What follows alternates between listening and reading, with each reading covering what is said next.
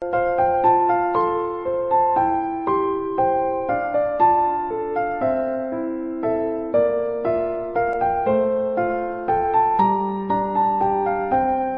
180 dibagi 3, maka kita dapatkanlah nilainya 60 cm. Nah, karena hasil yang kita dapatkan adalah positif, ya,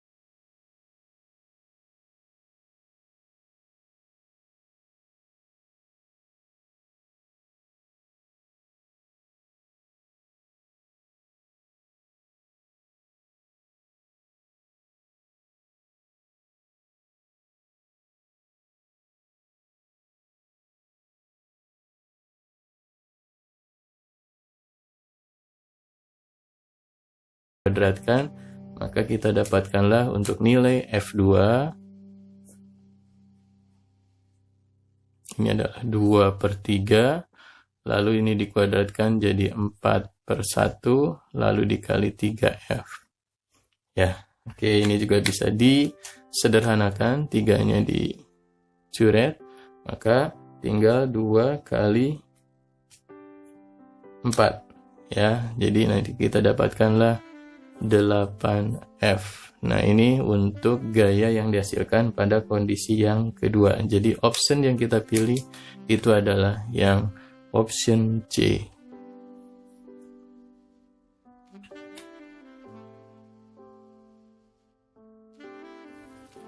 Dan untuk selanjutnya adalah nomor 13. Di sini ada rangkaian listrik, di mana kita disuruh mencari arus listriknya berapa. Nah, kita hitung dulu. Yang pertama adalah rangkaian untuk hambatan totalnya. Oke, nah di sini ada gabungan antara seri dan paralel. Nah, di sini 10 dan 20 ini adalah dirangkai seri, berarti kita hitung dulu. Untuk seri berarti tinggal dijumlah adik-adik, berarti 10 tambah 20 adalah ya ini 30 ohm. Nah, berarti 10, 30 dan 30 kita rangkai secara paralel. Nah, berarti karena paralel maka pakai persamaan 1/R paralel itu adalah 1/10 ditambah 1/30 ditambah 1/30. Samakan penyebutnya, berarti 30. Nah, berarti di sini 3 tambah 1 tambah 1. Nanti kita dapatkan 5/30. Jangan lupa kita balik, berarti mendapatkan 30/5 dan dapat 6 ohm. Oke. Nah, 6 ohm ini kita totalkan dengan rangkaian yang 12 ohm. Nah, berarti itu adalah diserikan, berarti tinggal dijumlah saja. Inilah untuk menjadi rangkaian total, R total. Sehingga kita dapatkan 6 ditambah 12, nanti dapat 18 ohm. Oke.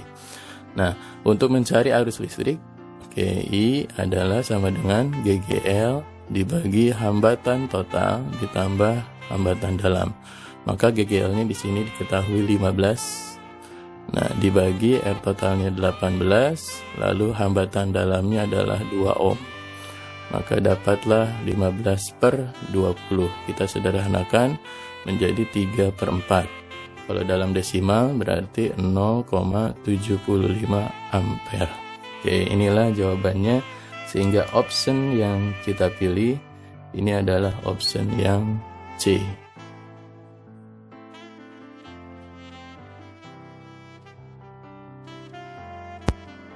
Baiklah, untuk nomor 14, di sini ada penggunaan alat listrik, di mana di sini ada lampu, TV, setrika, dan komputer. Nah, yang ditanyakan adalah berapa energi listrik 1 minggunya atau dalam 7 hari. Nah, untuk menggunakan peralatan listrik dan mencari energi listrik, adik-adik, kita sebetulnya cukup menggunakan rumus bahwa energi listrik itu atau W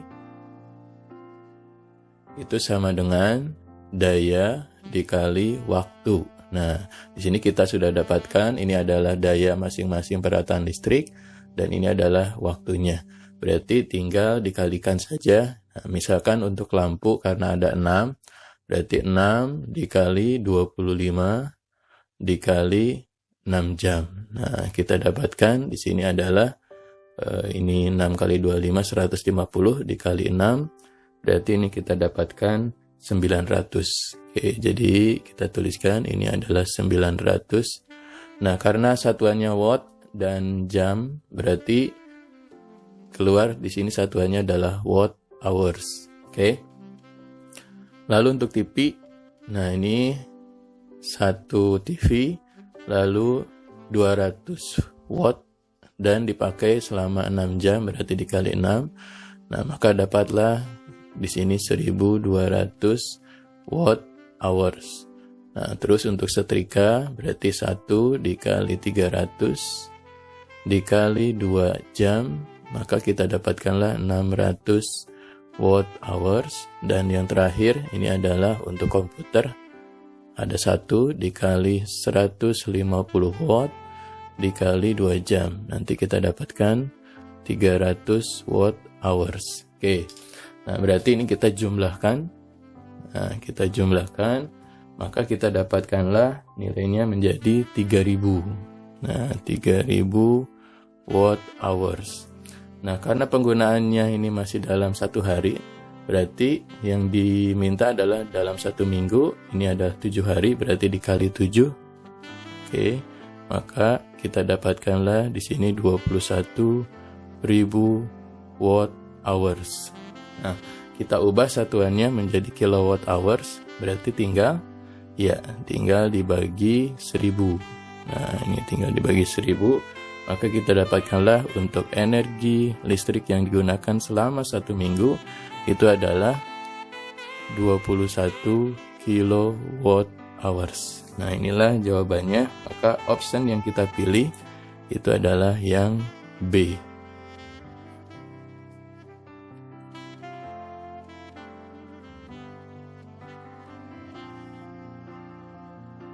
Selanjutnya untuk nomor 15, nah, di sini kita lihat bahwa ada dua gambar magnet yang dibuat dengan cara elektromagnetik. Nah, kita disuruh mencari hubungan antara X dan Y, apakah tolak menolak ataupun tarik menarik. Artinya kita disuruh mencari awalnya adalah kutub-kutub magnet yang terjadi. Nah, untuk kutub-kutub magnet yang terjadi ini adalah ditentukan dari kutub baterai yang dihubungkan. Nah, misalkan untuk batang PQ, berarti ini kutub yang panjang adalah positif, ini adalah negatif. Artinya arus mengalir dari sini kutub positif. Nah, ini I. Nah, ini yang di sini kita lihat bahwa dia melilit ke belakang dulu, lalu ke depan, berarti aliran arusnya ke belakang, ke depan, akhirnya ke bawah. Nah, jadi ini ke bawah, lalu dan balik lagi. Nah, sedangkan untuk yang XY, kita lihat kutub magnet yang panjang ini positif sebelah sini dan ini negatif. Nah, kita lihat aliran arus dari kutub positif. Nah, maka dia lilitannya ke depan dulu. Nah, ke depan, lalu lilit ke belakang, ke depan, akhirnya lilitan arusnya adalah ke atas semua dan balik lagi ke sini. Nah, dengan kaidah tangan kanan, berarti untuk batang PQ karena arusnya ke bawah semua, kita lihat adik-adik. Nah, berarti ini arusnya ke bawah, maka arah jempol itu adalah menunjukkan kutub utara. Nah, sehingga untuk batang PQ, kutub utaranya ini adalah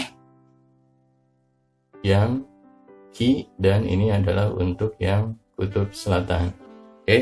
Sedangkan untuk yang XY ini arusnya ke atas semua. Jadi kalau ke atas seperti ini adik-adik, dia ke atas berarti, nah maka jempolnya sebelah kiri. Nah, jadi nanti ini untuk kutub utaranya adalah X dan kutub selatannya adalah Y.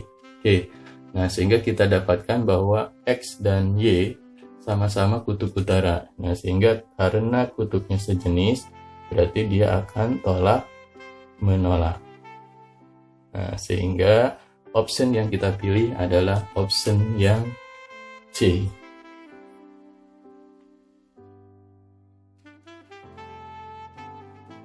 Oke, untuk nomor 16. Nah, untuk nomor 16 di sini ada aplikasi dari induksi elektromagnetik. Nah, di mana magnet akan menghasilkan arus listrik.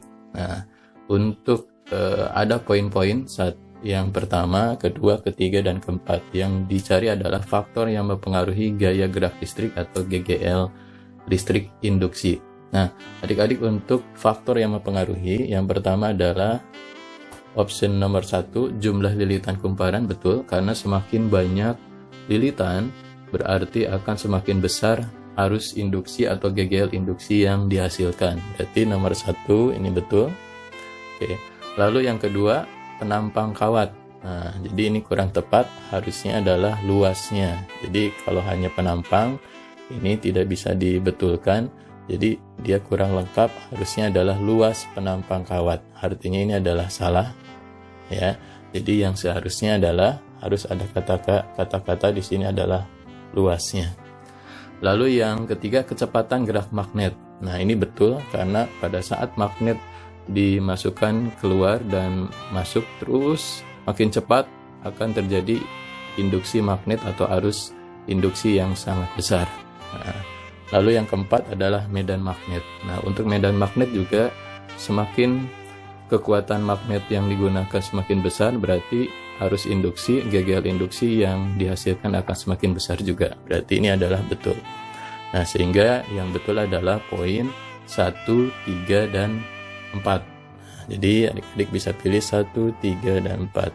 Sehingga option yang kita pilih adalah option yang C.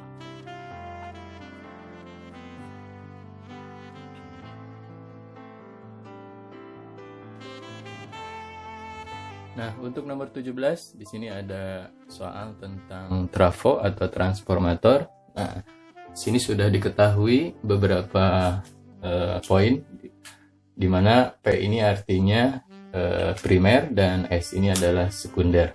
Nah, sehingga ini adalah jumlah lilitan atau N, berarti ini adalah N primer atau NP, dan ini adalah N sekunder atau jumlah lilitan sekunder.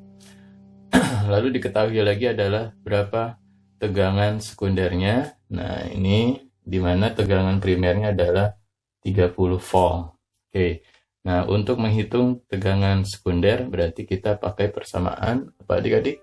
Ya, perbandingan Vp banding V sekunder sama dengan Np banding N sekunder. Nah, jadi dia berbanding lurus. Nah, jadi kita masukkan nilai masing-masing, berarti 30 per Vs-nya kita cari. Np-nya adalah 150 dibagi N sekundernya adalah 450. Kita sederhanakan dulu. Ini disederhanakan menjadi 1/3, lalu kita kali silang. Nah, sehingga kita dapatkanlah bahwa Vs-nya sama dengan 30 dikali 3. Dapatlah 90 volt. Oke, sehingga option yang kita pilih adalah option yang B.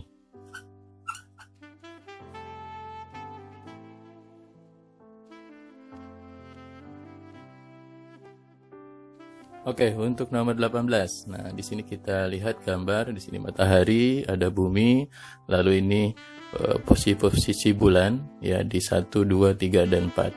Nah, pertanyaannya adalah bumi mengalami pasang maksimum pada saat bulan pada posisi. Nah, karena dia pasang maksimum, ini disebutnya juga adalah sebagai pasang purnama. Ya, jadi kalau ada pertanyaan pasang purnama itu sama seperti dengan pasang maksimum.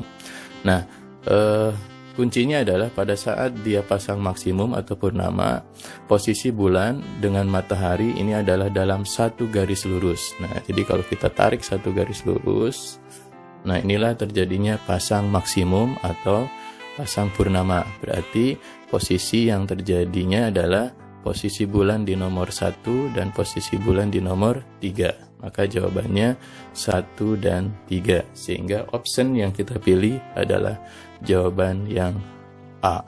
Oke. Nah, kalau misalkan ada pertanyaan untuk posisi yang 4 dan 2, berarti ini adalah dalam posisi tegak lurus. Nah, jadi dia tegak lurus. Inilah yang disebut sebagai pasang minimum atau pasang perbani. Oke. Baiklah adik-adik, sudah kita bahas dari soal ke soal. Semoga bermanfaat dan kalian paham, mengerti, dan bisa mengerjakan nanti di UN sesungguhnya. Nah adik-adik, jangan lupa share kepada teman-teman juga, karena belajar yang paling penting adalah mengajarkan kepada orang lain. Nah jangan lupa juga like, komen, dan subscribe. Terima kasih.